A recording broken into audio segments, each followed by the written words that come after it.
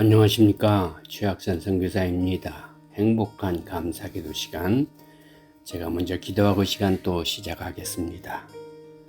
하늘에 계신 아버지 하나님, 오늘 또 행복한 감사 기도의 시간을 허락해 주시니 진심으로 감사합니다. 이 행복한 감사 기도의 시간을 통해 하나님의 은혜와 사랑을 충만히 느끼는, 배우는 행복한 시간이 되도록 축복하시고 인도해 주시옵소서. 그리하여 이전보다 더욱더 행복하고 기쁨과 감사가 넘치는 복음의 증인의 삶을 우리 모두 살아내도록 주님 은혜 내려 주시옵소서. 아버지 하나님, 오늘도 계속해서 주님이 가르쳐 주신 주기도문을 하나하나 살펴보고 있는 중에 오늘 뜻이 하늘에서 이루어진 것 같이 땅에서도 이루어지이다 라는 주제로 우리가 생각하기를 원합니다.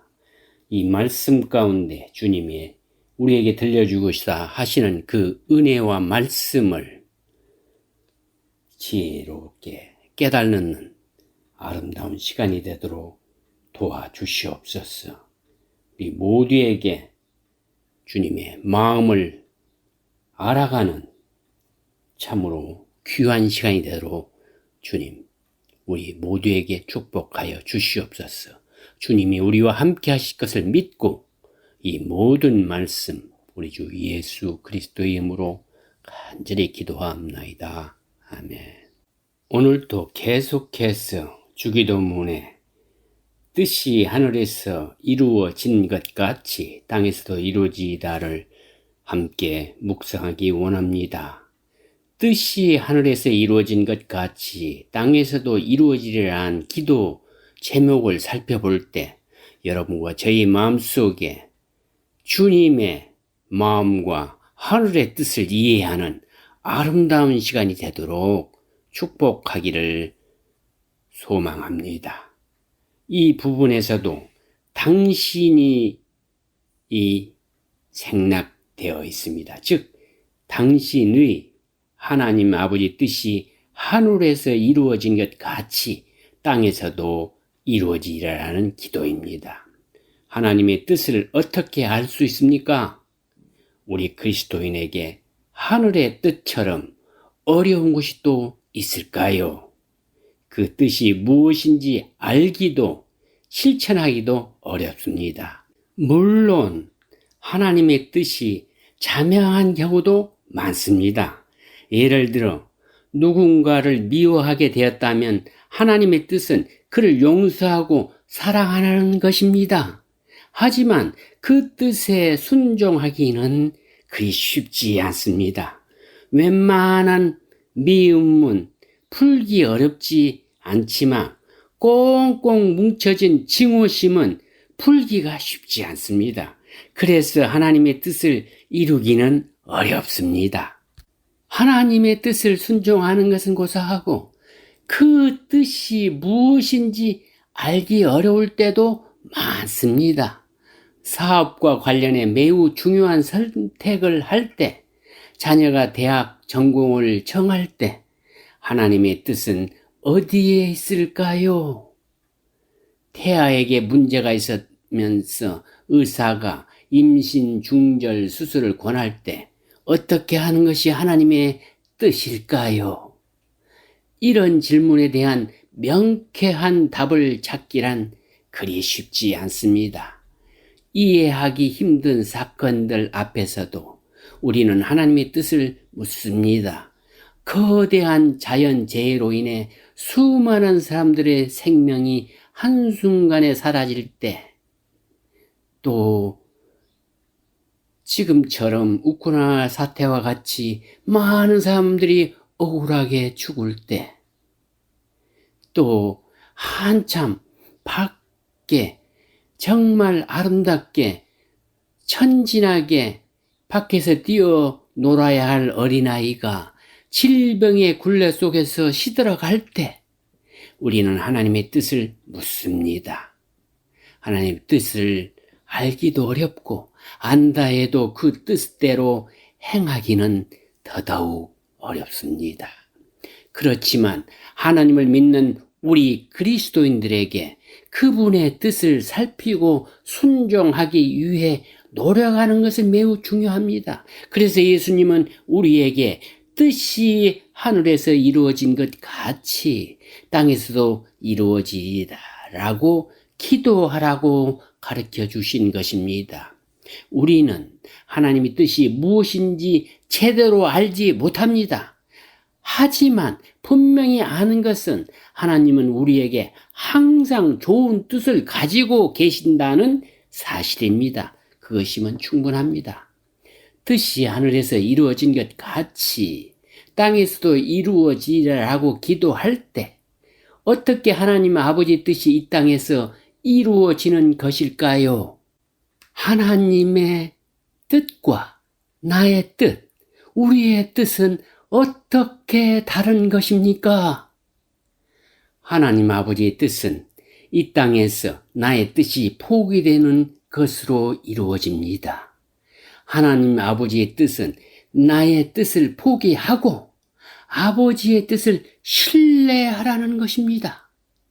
여기에 하늘과 땅이 대조되어 나옵니다. 하나님 아버지의 뜻은 하늘에서는 잘 이루어진다는 것입니다. 왜 그렇습니까? 하늘에서는 하나님의 통치가 온전하고 충만하기 때문입니다. 그런데 이 땅에서는 아버지의 뜻이 잘 이루어지지 않습니다. 왜 그럴까요? 이 땅은 나의 생각, 나의 정욕이, 나의 뜻이 더 충만한 곳이기 때문입니다. 그래서 하늘처럼 이 땅에서도 이루어지게 해달라고 기도하는 것입니다.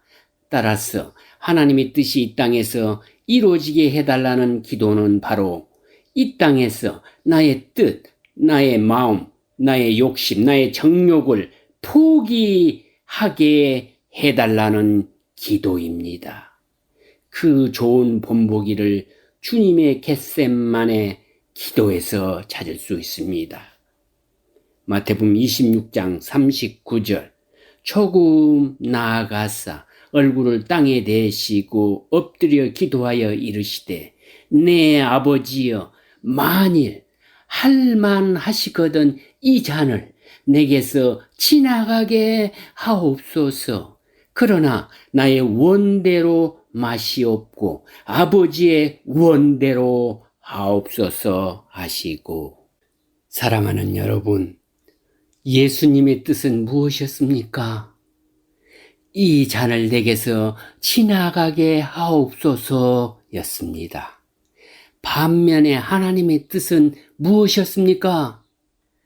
너의 뜻을 접고 나의 뜻인 십자가를 지고 죽어서 하나님의 백성들을 살려내고 나의 왕국을 이루어내라는 것이었습니다. 결국 예수님은 십자가에서 죽기까지 아버지 하나님의 뜻에 순종하셨습니다. 그 예수님의 삶이 우리의 삶이 되어 이제 우리가 그러한 기도를 드릴 수 있는 자들이 된 것입니다. 그러므로 우리는 그 삶을 쫓아야 살아야 합니다. 이 세상에서 내가 원하는 것이 있더라도 그것이 하나님의 뜻이 아니라면 과감히 포기할 수 있는 신앙인이 되어야 합니다.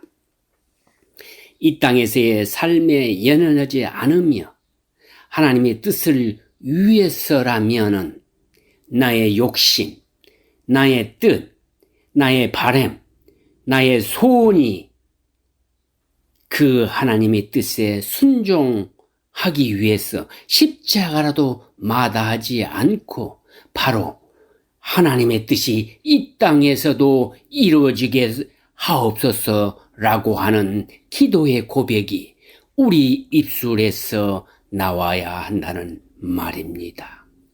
사랑하는 여러분, 하나님의 뜻이 이루어지도록 우리 삶이 우리의 모든 신앙의 믿음이 하늘의 뜻이 이 땅에서도 이루어지게 하옵소라는 기도처럼 우리의 삶이 변화해야 된다는 것입니다. 주기도문의 전반부는 세 가지의 하나님에 관한 기도로 되어 있습니다.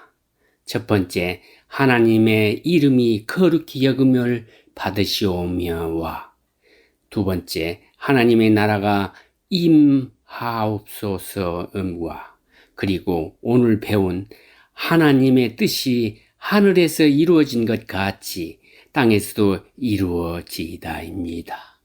주기도문에 하나님에 대한 이 세 가지 기도를 살펴보면 기록된 대로 순서를 지켜야 한다는 사실이 발견하고 알게 됩니다. 가장 먼저 아버지의 이름이 거룩히 여김을 받으소서라는 기도입니다.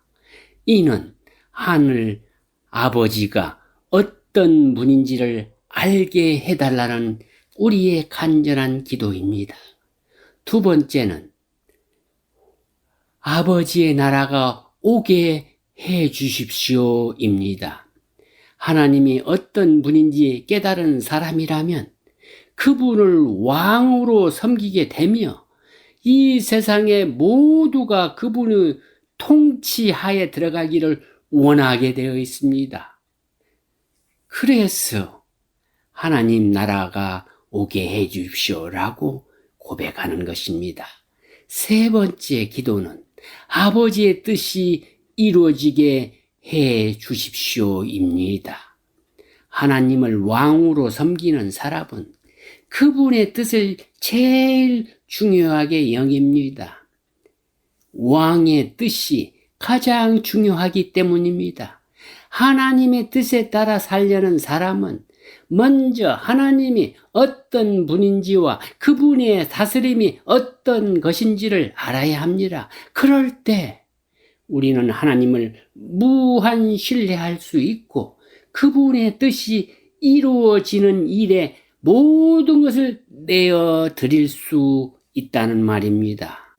결국 뜻이 하늘에서 이룬 것 같이 땅에서도 이루어지다라는 기도는 하나님을 전적으로 신뢰하고 그분께 모든 것을 내어 드려 그분의 뜻이 이 땅에서 이루어지게 하겠다는 결단의 기도라는 것입니다.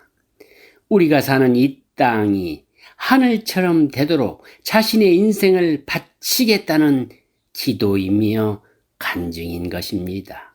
내 믿음의 목적과 내 삶의 주인은 내가 아니라 하나님이시라는 것, 따라서 나의 모든 것은 하나님의 것이라는 것을 고백하고 그렇게 살겠다고 다짐하는 기도입니다. 이 기도를 제대로 드린다면 나의 삶의 목적과 방법, 방향이 바뀔 것입니다.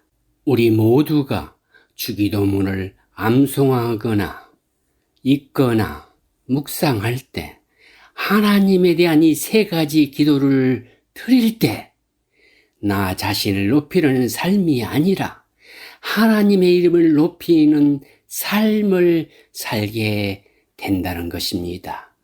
내가 통치하는 삶이 아니라 아버지께서 나를 다스리는 삶을 살겠다는 고백이고 의지라는 것입니다.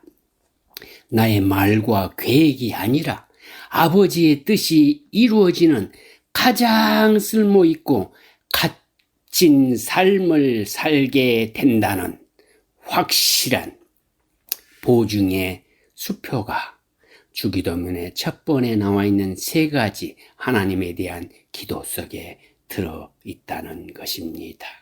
다음으로 우리가 묵상할 오늘날 우리에게 일용할 양식을 주시오며란 기도를 살펴보겠습니다.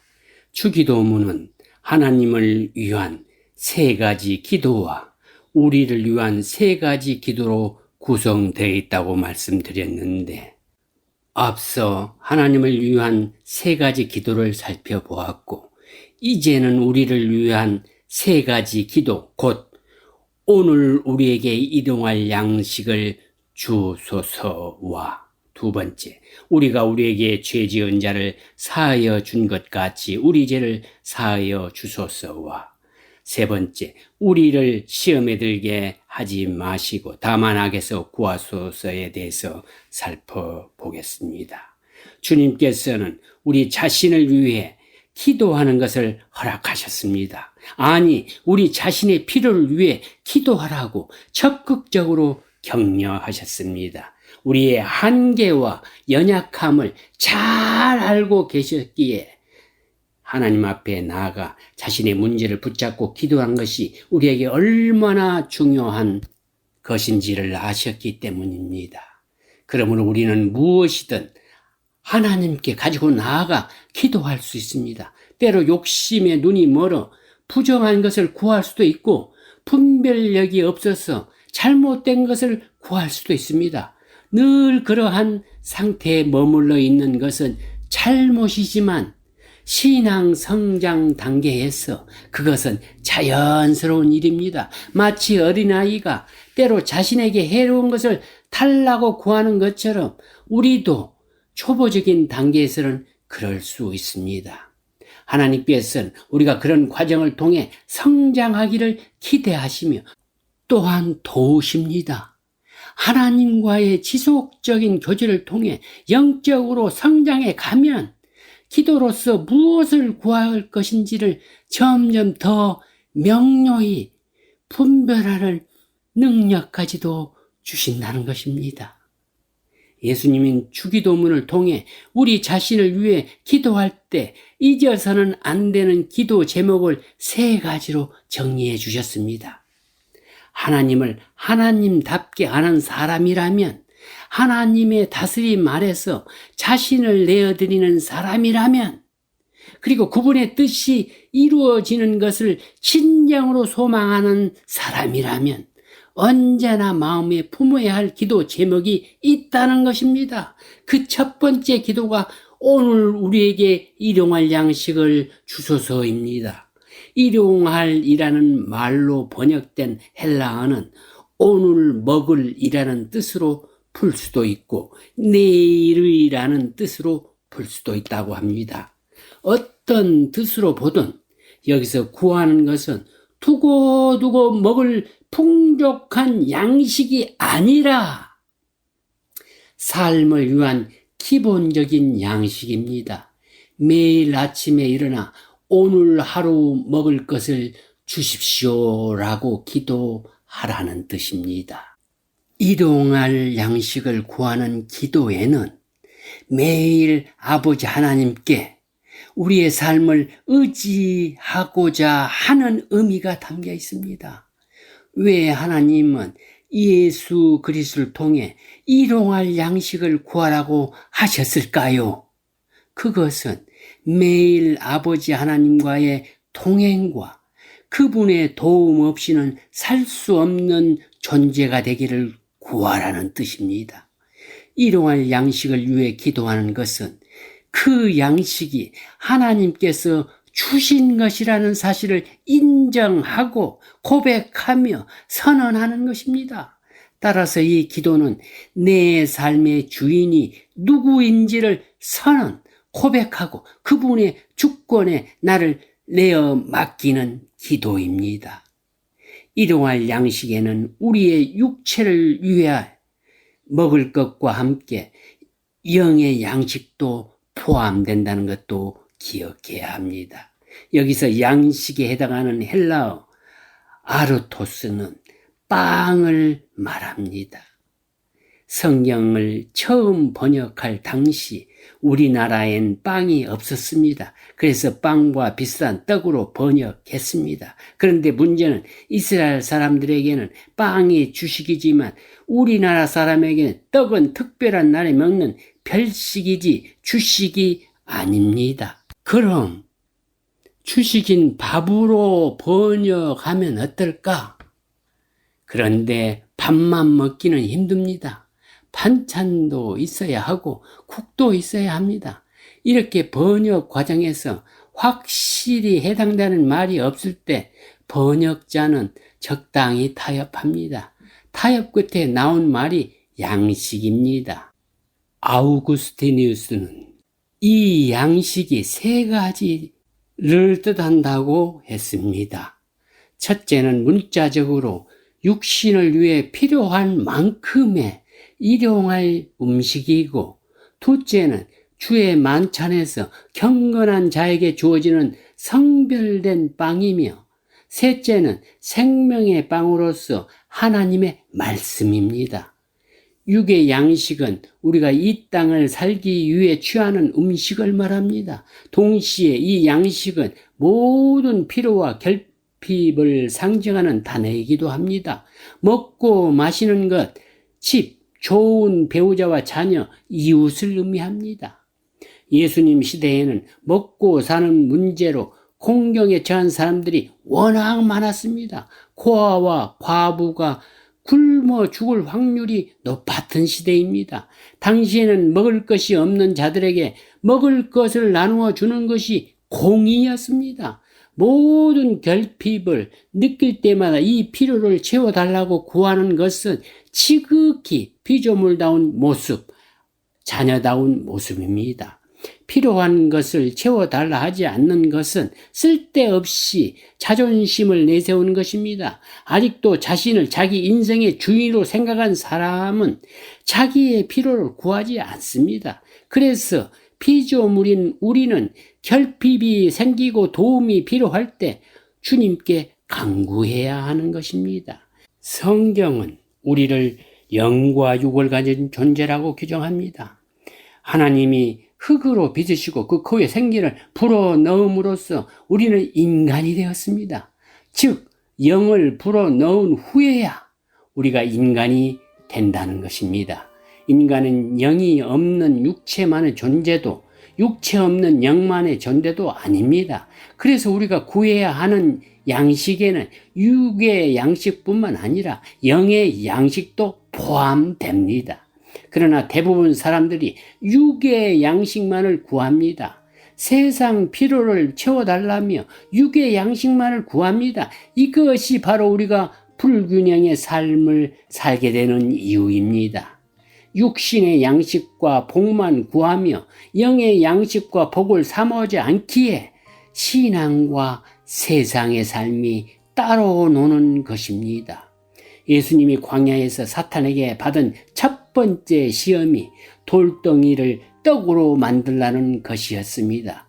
그것은 40일 동안 금식하신 주님에게는 아주 달콤한 유혹이었습니다. 하지만 예수님은 그 유혹을 물리치시면서 단호히 하신 말씀이 이것입니다. 마태복음 4장 4절. 사람이 떡으로만 살 것이 아니요 하나님의 입으로부터 나오는 모든 말씀으로 살 것이라. 여기서 떡으로 번역된 단어와 오늘날 양식으로 번역된 단어와 어원이 똑같습니다. 따라서 양식은 영의 양식 곧 하나님의 말씀을 의미합니다. 하나님은 예언자 아모스를 통해 이렇게 말씀하셨습니다. 아모스 8장 11절 주 여호와의 말씀이니라. 보라 날이 이를지라 내가 기근을 땅에 보내리니 양식이 없어 주림이 아니며 물이 없어 가람이 아니요 여호와의 말씀을 듣지 못한 기갈이라. 영적 굶주림이야말로 가장 치명적인 굶주림입니다. 생명인 인간에게 음식보다 더 중요한 양식은 하나님의 말씀입니다. 하나님의 진리의 말씀을 먹어야 우리 영원히 살 수 있습니다. 하나님의 말씀은 예수 그리스도 안에서 결정처럼 드러났습니다. 말씀이 육신이 되어 나타나신 분, 요한복음 1장 18절, 바로 예수 그리스도이십니다. 요한복음 6장 48절에서 51절, 내가 곧 생명의 떡이니라. 너희 조상들은 광야에서 만나를 먹었어도 죽었거니와 이는 하늘에서 내려오는 떡이니 사람으로 하여금 먹고 죽지 아니하게 하는 것이니라. 나는 하늘에서 내려온 살아 있는 떡이니 사람이 이 떡을 먹으면 영생하리라. 내가 줄 떡은 곧 세상에 생명을 위한 내 살이니라 하시니라. 예수 그리스도를 주님으로 영접하고 그분의 가르침을 배우며 그분과 함께 동행한 것이 바로 생명의 떡을 먹는 것입니다. 그러므로 오늘날 우리에게 일용할 양식을 주소서라고 기도할 때마다 우리는 진정한 생명의 양식인 예수 그리스도가 필요하다는 사실을 기억해야 합니다. 나에게만 필요한 것이 아니라 우리, 즉 모든 인류에게 예수 그리스도가 필요합니다. 우리의 육적 양식이 매일의 양식이 되어야 하듯이 우리의 영적인 양식도 매일의 양식이 되어야 한다는 것을 우리 기억하시면서 육적인 양식도 중요하지만 영적인 하나님의 말씀에 더욱 귀 기울이면서 영과 육이 함께 밸런스를 맞추면서 살아가는 여러분과 제가 되시기를 간절히 소망하며 말씀을 마치겠습니다. 감사합니다. 네, 행복한 감사 기도와 감사 운동에 대해서 알고 싶으신 분은 꼭 연락 주시길 바랍니다. 감사에 관한 질문이나 의견 등 그 어떤 것도 좋습니다. 감사학교 프로그램도 진행하고 있는데요. 관심 있는 교회와 성도 또 단체와 기업은 연락 주시기를 바랍니다. 연락처는 최학선 선교사님 714-392-3229 714-392-3229번 또는 이메일 주소 ddschoi@hotmail.com입니다.